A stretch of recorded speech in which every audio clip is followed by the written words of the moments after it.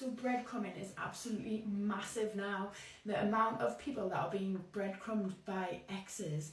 And you know that when you're in love with somebody and you are missing somebody, those little breadcrumbs feel like they are the world. Oh, 100%. Like, especially when you're getting like the odd text message and you're looking at your phone and you keep checking for a text message coming through off them, but they're not actually making plans to see you. Like, those little bits is your craving, isn't it? But we get so many messages about, like, well, why are they getting in touch? Why are they sort of still dipping in and out of my life? And it is validation. Sometimes your ex just wants to know that you are there. Yeah. And, you know, we all love that attention and affection, but if your ex is not planning to see you, not fundamentally planning dates and spending time with you, that is when you know these are breadcrumbs. Yeah, exactly. Because I think in a relationship, when you know both parties are on the same page, you want to spend time together. You know, your partner will do anything to spend time with you. They'll make that time. They'll take you out nice places. They won't just be dropping little texts here and there, or you know, even popping to see you every now and then. They won't do that because they prioritise you.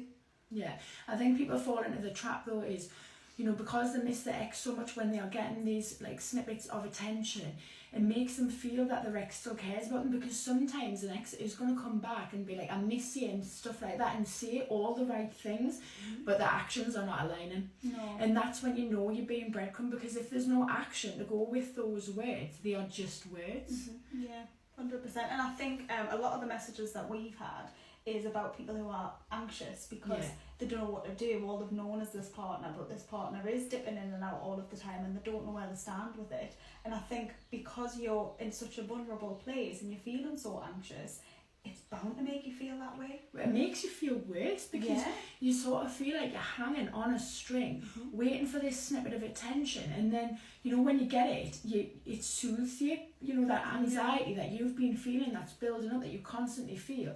For that little moment of, you know, maybe it's a message or a couple of messages, you feel okay again. And then when they go off and then they're not bothering with you, that anxiety raises, so you feel like that person is the only person that can make you feel okay again. Yeah, and I think it takes a big hit on your self-esteem 100%. when breadcrumbing happens. And I think it's because you value your self-esteem based on your ex-partner. Yeah.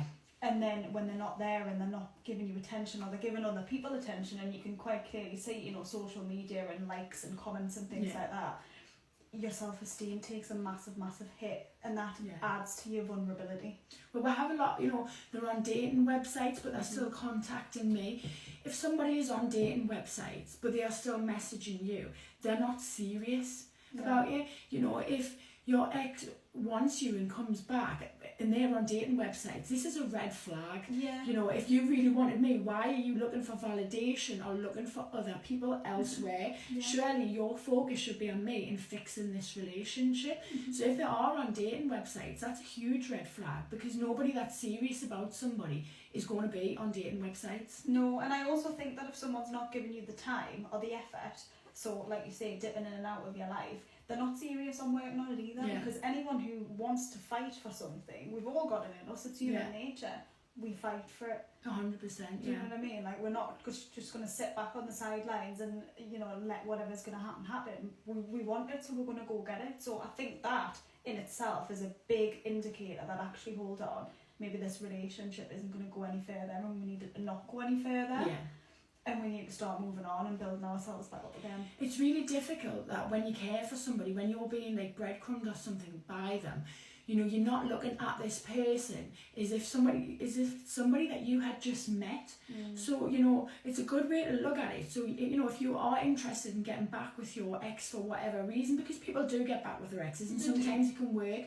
But I think a good way to view it is, if your ex comes back, picture them as a new person, and the way they are behaving, the way they are treating you, the attention that they are giving you. If this was somebody new that walked into your life, would you be interested in that? Would you accept it?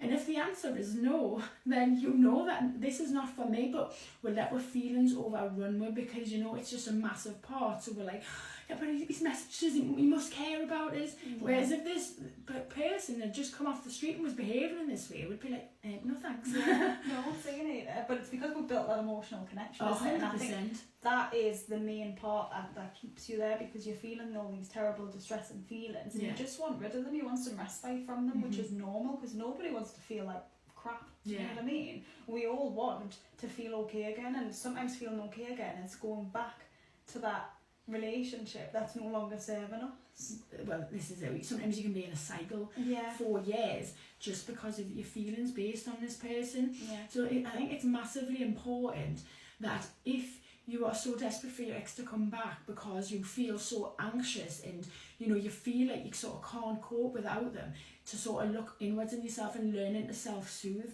because we can't fundamentally put our happiness on another person. We have to be whole and be okay by ourselves. Yeah. And when you're okay by yourself, you tend to attract better people into your life, because if you do have like an anxious attachment style, somebody coming along and giving you what you feel that you need, this can really leave you vulnerable to like partners that are not good for you. Yeah, I think even things such as anxiety in general as a whole can leave you vulnerable, because it can allow you to have your boundaries crossed, to allow disrespect into your relationship, because you feel too vulnerable and scared to put a foot forward. Yeah. So I think that's also important to recognise in a relationship, and doing the self-work. Self-work is so important, because the minute you start to build yourself and learn to sit with uncomfortable feelings, or learn to deal with uncomfortable feelings, you're not going to be as vulnerable to that cycle anymore.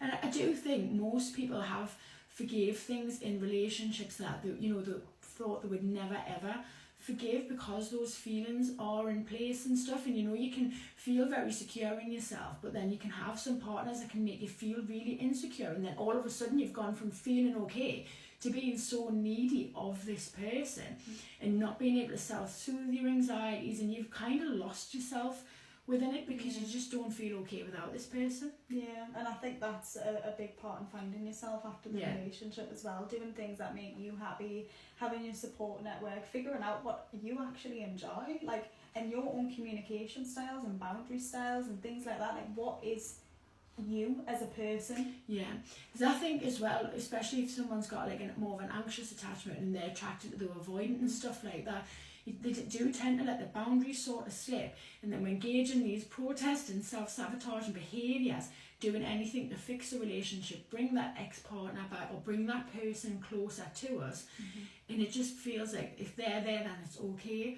But learning to be okay by yourself is one of the greatest gifts you can ever do for yourself. Yeah, and that comes hand in hand with working on your attachment style as well, doesn't 100%, it? Because your attachment style is your foundation and your framework of a relationship. So learning what your attachment style is, how to handle it, and also how to make it secure, or how to help make it secure, is so important. If not for this relationship, for your next relationship, for your future. A lot of people think when it comes to healing your attachment style, you'll do some work and it's just okay, you're healed and now you're secure. But it is a lifelong sort of commitment into being secure, because it's learning, how to self-soothe, understanding your behaviours that contribute to the relationships that maybe are not so great, understanding what your partner's behaviours were, etc. And it's every day knowing what your triggers are. Okay, so this is a trigger, right? How am I going to do this? Am I going to engage in a protest behaviour that maybe I've done before, self-sabotage in some way? Or am I going to self-soothe myself, waiting until I'm calm, and then revisit what that trigger was, and ask myself, is it worth reacting in that way? And that is really massive in helping heal your attachment style, because over time you can just see the changes in yourself, and they're quite massive, really. Me myself as a fearful avoidant, when I've worked on my attachment style, I totally act different and react differently to things now. Which is a big part of self-development. 100%. Huge part of self-development and self-awareness, because you're recognising what you're doing that's contributing to the way that you're feeling. Well, I think when you don't know your attachment style as well, you don't know why you're acting this way. It's all subconscious, you know what I mean? You're just acting, and sort of like somebody else is in the driving seat and you are reacting in certain ways, because obviously these protest behaviours within attachment styles, they are not a purposely done thing, and somebody's not sitting there going, right, I'm going to do this, and really like understanding why they're doing it. So understanding why you accept the things you do, why you behave the way you do, is massive in healing your attachment style. And it takes away the confusion as well, because what I've realised is confusion adds to the issue. When you're doing behaviours and you're so confused by them because you don't know why you're doing it, you don't know why you're wanting to message them all the time, you don't know why the avoidant that you're with is pulling away consistently, that confusion leaves you feeling more anxious and more afraid.